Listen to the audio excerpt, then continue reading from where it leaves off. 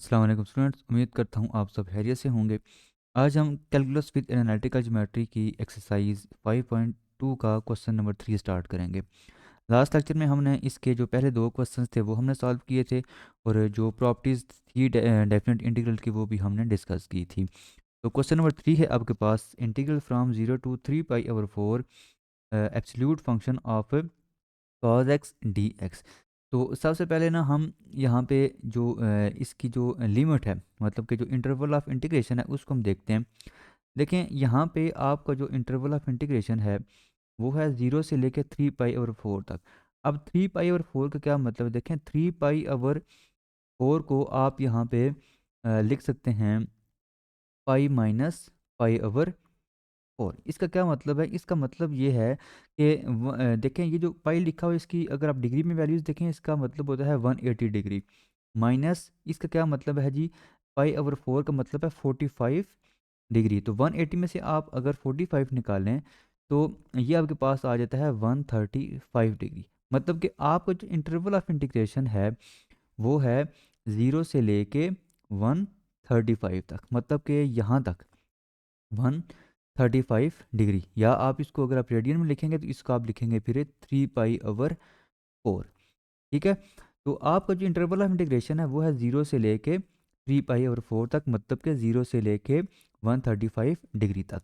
अच्छा, ये सारी चीज़ें डिस्कस करने का मकसद क्या था, देखें आपका जो ये एब्सोल्यूट फंक्शन है, मतलब कि जो आपका कॉज एक्स है, ठीक है, जो आपका यहाँ पे ये कॉज एक्स है, इसको देखें आप लिख सकते हैं कॉज एक्स मॉड जो है। देखिए पहले क्वाड्रेंट में आपको जो कॉज है वो क्या होता है, वो आपका होता है पॉजिटिव।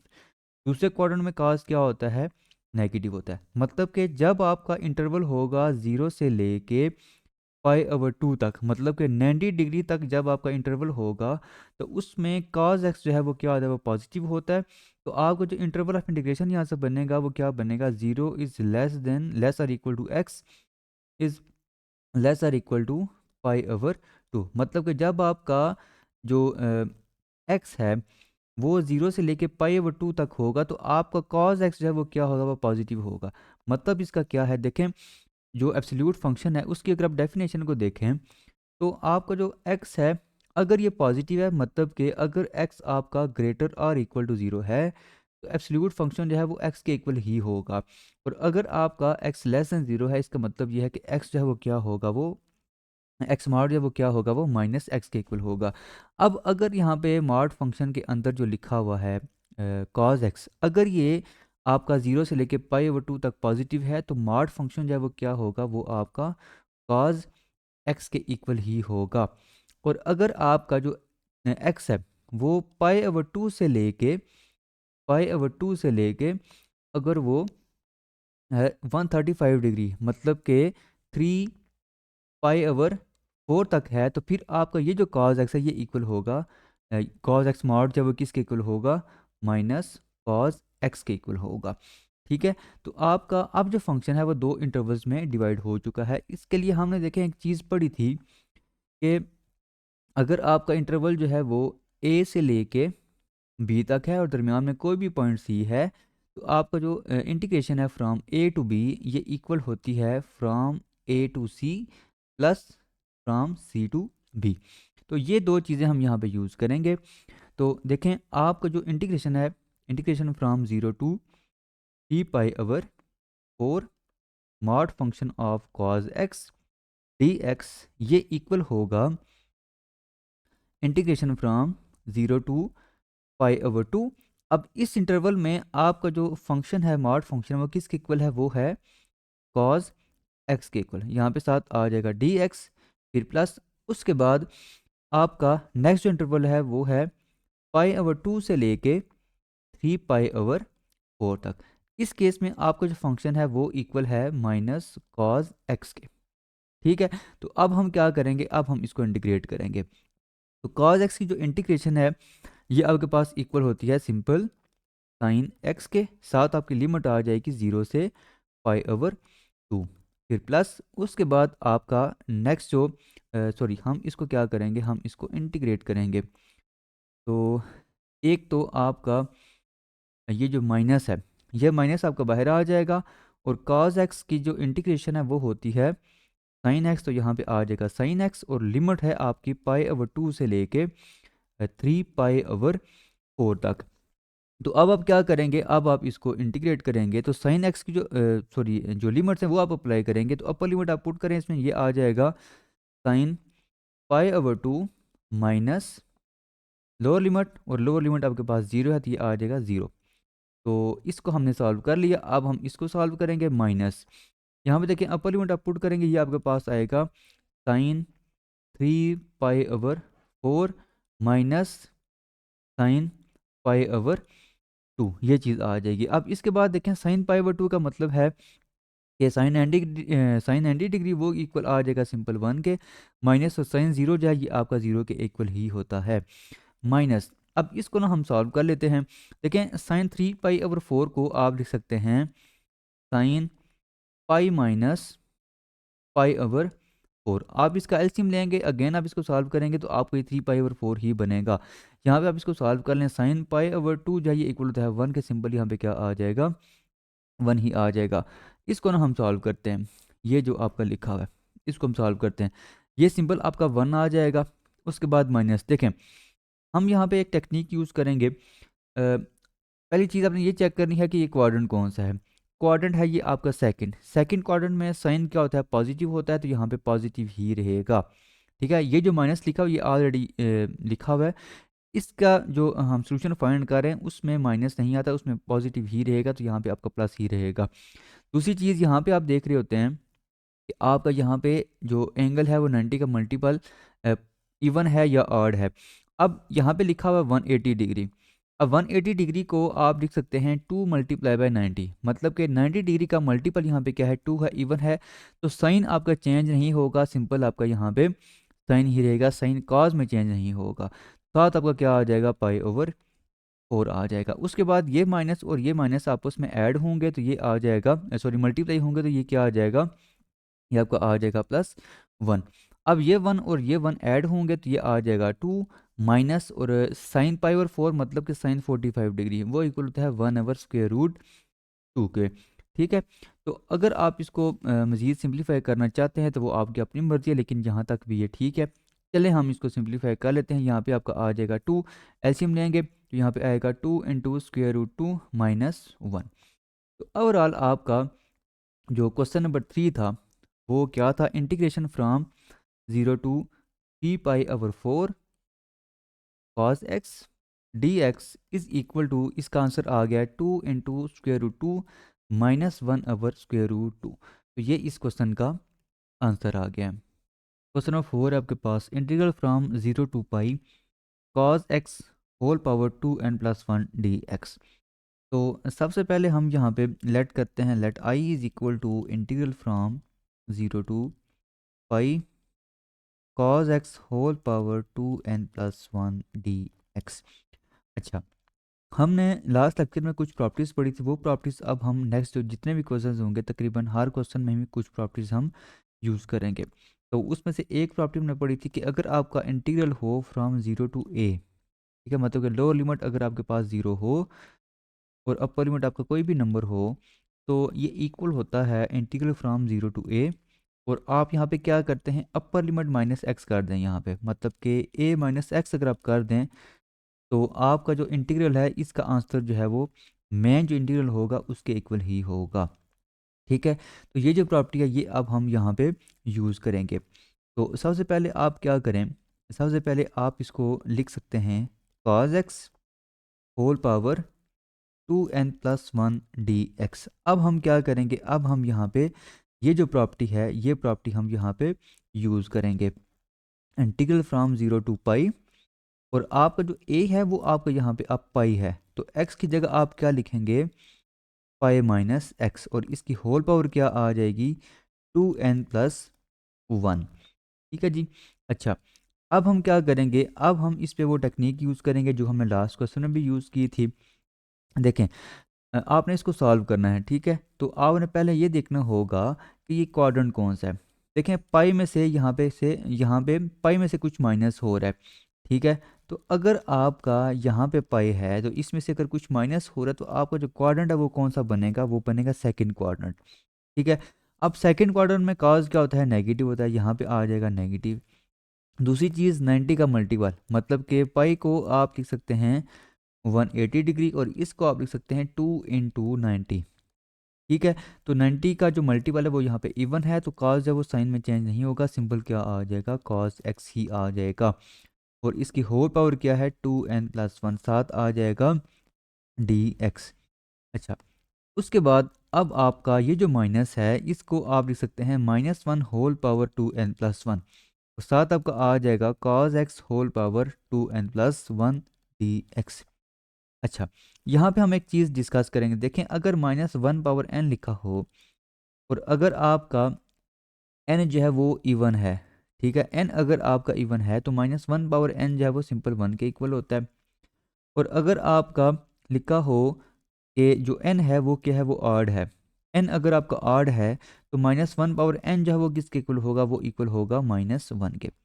अच्छा, दूसरी चीज़, अगर आपका 2n लिखा हुआ है तो ये फार्मूला होता है इवन नंबर का, और अगर लिखा हो 2n+1 तो ये मतलब इसका ये होता है कि ये आपका एक ऑड नंबर है। अब यहाँ पे आपका लिखा हुआ है -1 पावर 2n+1, मतलब कि -1 की जो पावर है वो क्या है, यहाँ पे ऑड है। तो अगर -1 की पावर ऑड है तो वो किसके इक्वल होता है, वो आपका -1 के इक्वल ही होता है। तो यहाँ पे फिर क्या आ जाएगा, यहाँ पे आपका आ जाएगा माइनस, वो माइनस में यहाँ पे बाहर लिख रहा हूँ, तो ये आ जाएगा integral from 0 to pi cos x whole power क्या आ जाएगा, 2n+1, साथ आ जाएगा dx। ठीक है। अब अगर आप देखें तो ये जो आपका लिखा हुआ है, मतलब माइनस से आगे जो आपका लिखा हुआ है वो सारा आपका क्या बन रहा है, वो सारा आपका यहाँ पे आई ही बन रहा है। ठीक है। तो वो अगेन आपका यहाँ पे क्या बन गया, अगेन आपका यहाँ पे ये आई बन गया है। ठीक है। तो ये फिर आ जाएगा साथ -i। ठीक है। अब ये जो i है इसको आप इस तरफ लेके आए तो ये आपका बनेगा 2i इज इक्वल टू 0। तो ओवरऑल आपका i जो है वो क्या बन जाएगा, i इज इक्वल टू 0 बन जाएगा। हमने इंटीग्रल को सॉल्व नहीं किया, हमने डेफिनेट इंटीग्रल की जो प्रॉपर्टीज़ हैं वो हमने यूज़ की हैं और हमने i की जो वैल्यू है वो हमने फाइंड कर ली है। नेक्स्ट आते हैं जी क्वेश्चन नंबर 5 पे। अब अगर आप यहाँ पे देखें तो आपका जो वेरिएबल है वो थीटा नहीं है, वेरिएबल आपका x है। तो आपका ये जो सीकेंट स्क्वायर थीटा है ये आपका कांस्टेंट है, ये आ जाएगा बाहर, मतलब कि सीकेंट स्क्वायर थीटा बाहर आ जाएगा। आप जस्ट इंटीग्रेट करेंगे, integral from 0 to π/4 1/10 x minus 10 theta. ठीक है। और x के लिहाज से आप क्या करेंगे, इसको इंटीग्रेट करेंगे। अब ये डायरेक्टली सॉल्व नहीं हो सकता, आप यहाँ पे क्या करें, आप यहाँ पे पुटिंग करें। आपका ये जो 10x है आप यहाँ पे पुट करें 10x is equal to v। ठीक है। अब आपने यहाँ पे dx की जो वैल्यू है वो आपने फाइंड करनी है। तो यहाँ पे आप इसको लिख सकते हैं, मतलब कि डिफरेंशियल अगर आप दोनों तरफ लें तो 10x का जो डिफरेंशियल है वो आपके पास होता है सीकेंट स्क्वायर x, साथ आ जाएगा dx is equal to dz। तो dx की जो वैल्यू है वो आपके पास आ जाएगी dz अवर सीकेंट स्क्वायर x। अब ये जो सीकेंट स्क्वायर x है ये इसमें वेरिएबल x आ रहा है, तो इसको आप लिख सकते हैं 1+10 स्क्वायर x, और 10x को हमने क्या पुट किया हुआ है, वो हमने z पुट किया हुआ है। तो dx की जो वैल्यू है वो आ जाएगी dz अवर 1+z स्क्वायर। ठीक है। तो हम यहाँ पे ये जो dx है इसकी जगह हम क्या लिखेंगे, इसकी जगह हम यहाँ पे dz अवर 1+z स्क्वायर लिखेंगे। और उसके बाद ये जो x है इसकी जगह हम यहाँ पे क्या लिखेंगे, इसकी जगह हम यहाँ पे सिंपल z लिखेंगे। ठीक है। और उसके बाद हम क्या करेंगे, उसके बाद हम इसको मज़ीद सिंप्लीफाई करेंगे। तो i जो है वो आपका क्या बनेगा, i is equal to secant square theta integral from 0 to π/, अच्छा सॉरी, हमने यहाँ पे जो लिमिट्स हैं वो भी हमने चेंज करनी है। ठीक है। तो लिमिट्स हम यहाँ पे इसको देख के हम चेंज करते हैं। ठीक है। देखें, जब आपका x जो है वो 0 है, जब आपका x 0 होगा तो z जो है वो भी क्या होगा, वो भी 0 ही होगा, क्योंकि x की जगह जब 0 पुट करेंगे तो z की वैल्यू क्या आएगी, tan 0, और tan 0 क्या होता है, वो 0 ही होता है। तो x जब 0 है तो z जो है वो भी क्या होगा, वो 0 ही होगा। और x जब आपका अपर लिमिट π/4 जब होगा तो ये बनेगा z is equal to 10 pi over 4 और 10 पाई ओवर 4 इक्वल होता है 1 के, तो z की वैल्यू क्या आ जाएगी, z की वैल्यू 1 आ जाएगी। तो आपकी यहाँ पे जो लोअर लिमिट है वो 0 ही रहेगी, लेकिन जो यहाँ पे अपर लिमिट है वो आपकी 1 आ जाएगी। ठीक है, और साथ आ जाएगा फिर 1 जी, और साथ यहाँ पे क्या है जी, साथ है यहाँ पे -tan थीटा। यहाँ पे आपका आ जाएगा -tan थीटा, और डी एक्स की वैल्यू हमने ये फाइंड की हुई है, ये आपके पास है dz/1 + z²। तो ओवरऑल आपका जो आई है वो अब बन गया है sec² theta integral from 0 to 1 tan theta, और साथ आपका आ जाएगा 1 + z², और ये आ जाएगा फिर साथ dz। तो अब हमने क्या करना है, अब हमने इसको मज़ीद सॉल्व करना है, मतलब कि अब हम इसकी पार्शियल फ्रैक्शन करेंगे और आगे हम क्वेश्चन को सॉल्व करेंगे।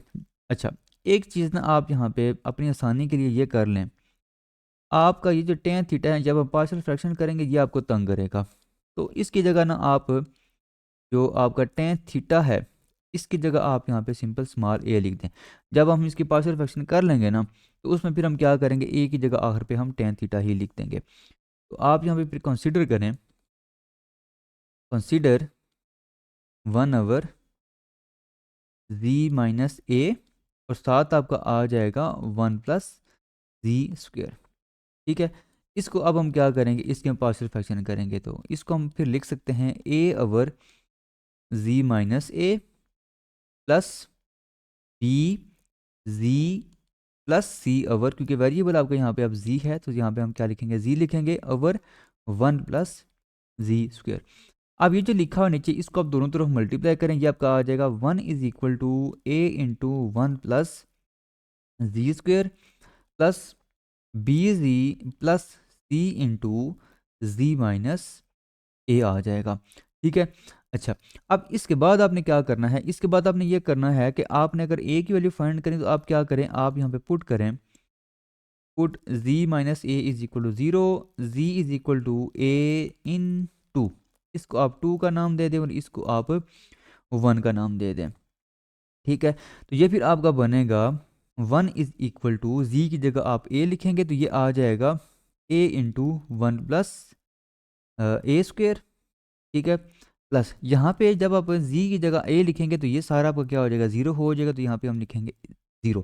तो ओवरऑल आपका जो कैपिटल A है वो आ जाएगा 1/1 + a²। तो जो कैपिटल A है इसकी वैल्यू आ गई है 1/1 + a²।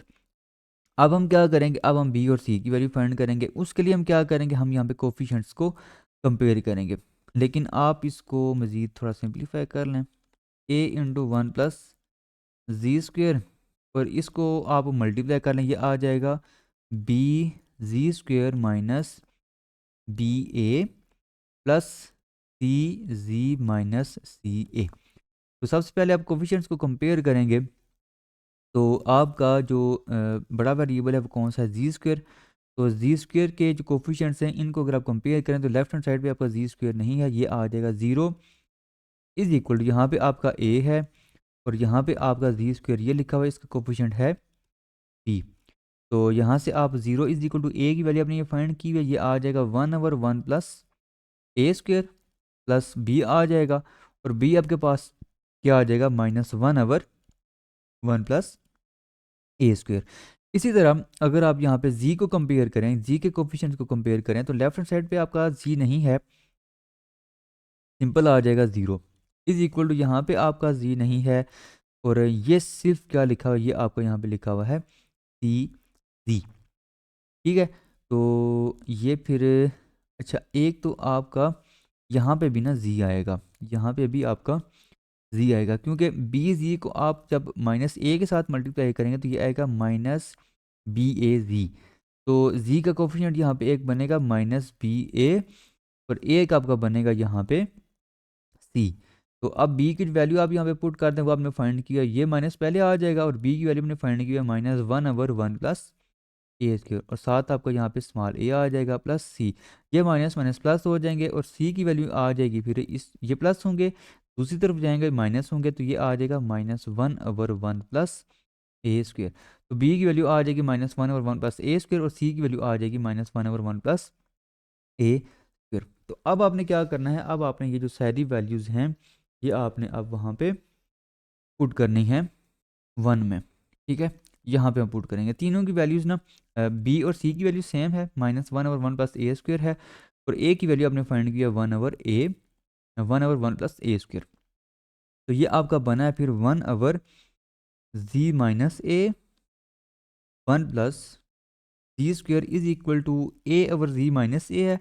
ए की वैल्यू है आपके पास 1/1 plus a square over z minus a, plus b की वैल्यू हमने फाइंड की है -1/1 प्लस ए स्क्वायर, साथ आपका आ जाएगा यहाँ पे z प्लस, और सी की वैल्यू हमने फाइंड की है 1/1 प्लस ए स्क्वायर, और नीचे आपका क्या आ जाएगा, नीचे आपका आ जाएगा 1 प्लस जी स्क्वायर।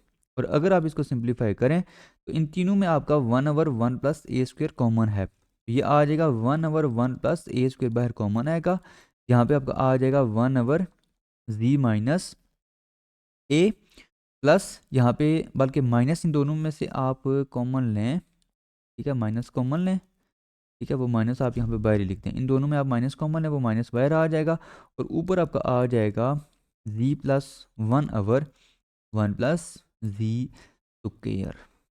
ठीक है जी, तो ये जो आपका लिखा हुआ था 1/z minus a 1 plus g square, ये आपका इस चीज़ के इक्वल आ गया। अब आप इसको इजीली जो है वो इंटीग्रेट कर सकते हैं, तो इसको आप यहाँ पे पुट करेंगे यहाँ पे, ठीक है, ये जो आई है इसमें हम क्या करेंगे, इसको पुट करेंगे, तो ये आपका बनेगा फिर I is equal to secant square theta integral from 0 to 1, और इसकी जगह अब आप ये लिखेंगे, लेकिन साथ आपने एक काम ये करना है, बल्कि हम इसको इंटीग्रेट कर लेते हैं, आखिर पे हम क्या करेंगे, ए की जो वैल्यू हम पुट कर देंगे स्मॉल ए की, तो ये आपका बनेगा 1/1 plus a square integration of, बल्कि सिंपल आप लिखें 1/z माइनस ए minus z plus 1/1 plus g square, साथ आ जाएगा डी सी। अब ये आपका कांस्टेंट है, इसको बाहर ले आएं, ये आपका आ जाएगा secant square theta over 1 plus a square, ठीक है, integral from 0 to 1 1/z minus a, साथ आपका आ जाएगा डी जी, उसके बाद माइनस, और साथ आप ये लिखें, बल्कि आप यहाँ पे ब्रैकेट ही लगा दें, ठीक है, क्योंकि ये दोनों के साथ मल्टीप्लाई होगा, इंटीग्रल फ्रॉम 0 to 1, और इस सारे को अगर आप z के नीचे डिवाइड करें तो ये आ जाएगा z/1 प्लस जी स्क्वायर, साथ आ जाएगा डी जी, उसके बाद इस 1 के साथ अगर आप इसको इंटीग्रेट करें तो ये आएगा 0 से 1, उसके बाद ये माइनस भी यहाँ पे आएगा, -1/1 प्लस जी स्क्वायर, और साथ आपका आ जाएगा डी जी। अब हम इसको करते हैं जी इंटीग्रेट। अच्छा देखें, आपने एक फार्मूला पढ़ा हुआ है कि अगर आपका लिखा हो नीचे कोई फंक्शन लिखा हो, मतलब कि नीचे अगर आपका कोई भी फंक्शन है ऊपर इसका डेरिवेटिव दिया हुआ है, तो इसकी जो इंटीग्रेशन है ये इक्वल होती है नेचुरल लॉग f। ठीक है, तो अब यहाँ पे आपका नीचे जो फंक्शन लिखा हुआ वो लिखा हुआ z माइनस ए, जी माइनस ए का डेरिवेटिव विद रिस्पेक्ट टू जी क्या होगा, सिंपल 1 होगा, वो आपको यहाँ पे लिखा हुआ है। तो इसकी जो इंटीग्रेशन है वो आपके पास क्या आ जाएगी, वो आपके पास आ जाएगी नेचुरल लॉग z माइनस ए, ठीक है, और साथ आपका लिमिट आ जाएगी 0 से 1, ठीक है, लोअर लिमिट और अपर लिमिट यहाँ पे आ जाएगी। उसके बाद यहाँ पे अगर आप देखें तो सेम वही चीज़ ही बन गया, लेकिन ऊपर हमने डेरिवेटिव बनाना होगा, तो नीचे जो लिखा हुआ है विद रिस्पेक्ट टू जी इसका डेरिवेटिव होगा 0 + 2z, तो 2 आप यहाँ पे मल्टीप्लाई करेंगे और आप बाहर भी यहाँ पे इसको डिवाइड करेंगे, तो ये आ जाएगा -1/2। अब इस पे आप ये फार्मूला लगा सकते हैं, ये आ जाएगा natural log 1 plus g square, और लिमिट आ जाएगी 0 से 1। अच्छा, इसके बाद अगर आप देखें तो आपका ये जो तीसरी टर्म है इसको आप कैसे इंटीग्रेट करेंगे, देखें इसका बड़ा आसान सा फार्मूला है, ये आपने पढ़ा होगा कि 1/1 प्लस एक्स स्क्वायर अगर लिखा हो तो इसकी जो इंटीग्रेशन होती है वो आपके पास होती है टेन इनवर्स एक्स। तो यहाँ पे एक्स की जगह जी लिखा हुआ है, तो इसकी जो इंटीग्रेशन है वो आपके पास होगी टेन इनवर्स जी, और लिमिट साथ आ जाएंगे 0 से 1। ठीक है, अब हम क्या करेंगे, अब हम यहाँ पे जो लिमिट्स हैं वो हम पुट करेंगे। तो ये आपका आ जाएगा secant square theta over 1 + a²। और यहाँ पे अपर लिमिट आप पुट करेंगे तो ये आपके पास आ जाएगा natural log 1 - a, minus lower limit जब पुट करेंगे तो ये आपके पास आ जाएगा नेचुरल लॉग -a। ठीक है, क्योंकि आप जी की जगह क्या लिखेंगे, 0 लिखेंगे। उसके बाद अच्छा ये सॉल्व हो गया। इसको अगर आप सॉल्व करें तो ये आएगा -1/2। नेचुरल लॉग अपर लिमिट आप पुट करेंगे, ये आएगा 1 + 1 का स्क्वायर, मतलब ये सिंपल आ जाएगा 1 + 1 = 2। उसके बाद माइनस फार्मूले का, लेकिन बाहर भी यहाँ पे मल्टीप्लाई हो रहा है माइनस, वो आ जाएगा +1/2 और नेचुरल लॉग 1 आ जाएगा, क्योंकि जी की जगह आप क्या पुट करेंगे, 0 आप पुट करेंगे। अच्छा जी, उसके बाद -tan−1, मतलब कि अपर लिमिट आप पुट करेंगे, ये आएगा tan−1 माइनस लोअर लिमिट आप पुट करेंगे, ये आपके पास आ जाएगा tan−0। अच्छा जी, अब हम इसको सिंप्लीफाई करते हैं तो ये आपका बनेगा सीकेंड स्क्वायर थीटा ओवर 1 + a²। ये आपका आ जाएगा नेचुरल लॉग, अगर आप यहाँ पे लॉग की प्रॉपर्टी एक यूज़ करें, वो प्रॉपर्टी क्या होती है जी, अगर आपके पास लिखा हो नेचुरल लॉग ए माइनस नेचुरल लॉग बी, तो ये इक्वल होता है नेचुरल लॉग ए ओवर बी के। तो ये प्रॉपर्टी हम यहाँ पे यूज़ करेंगे, तो इसको आप लिख सकते हैं natural log 1 - a over -a। ठीक है, अच्छा उसके बाद ये आपका उसी तरह रहेगा -1/2 नेचुरल लॉग 2, और नेचुरल लॉग 1 जो है ये 0 होता है, ये आपका यहाँ पे पूरी टर्म 0 हो जाएगी, और tan−1 जो है वो आपका इक्वल होता है π/4 के, और ये माइनस इसके साथ मल्टीप्लाई होंगे, लेकिन tan−1 जब वो 0 होता है तो ये आपका 0 ही रहेगा। ठीक है जी, तो अब हम ए की जो वैल्यू है वो हम यहाँ पे लिख लेते हैं। ये आपका था सीकेंड स्क्वायर थीटा, ए आपने tan थीटा पुट किया तो ये आ जाएगा 1 + tan स्क्वायर थीटा। उसके बाद नेचुरल लॉग, इस माइनस को अगर हम ऊपर मल्टीप्लाई करें तो ये बनेगा a-1, तो ये बनेगा फिर tan theta -1 over tan theta. ठीक है, उसके बाद -1/2 नेचुरल लॉग 2, उसके बाद -π/4। ठीक है जी, अब 1 + tan स्क्वायर थीटा जो है ये इक्वल होता है सीकेंड स्क्वायर थीटा के, तो ये और ये कैंसिल हो जाएंगे, तो ओवरऑल आपका जो आई है वो क्या बनेगा, natural log tan theta -1 over tan theta -1/2 natural log 2 - π/4। तो ये इस क्वेश्चन का आंसर आ जाएगा।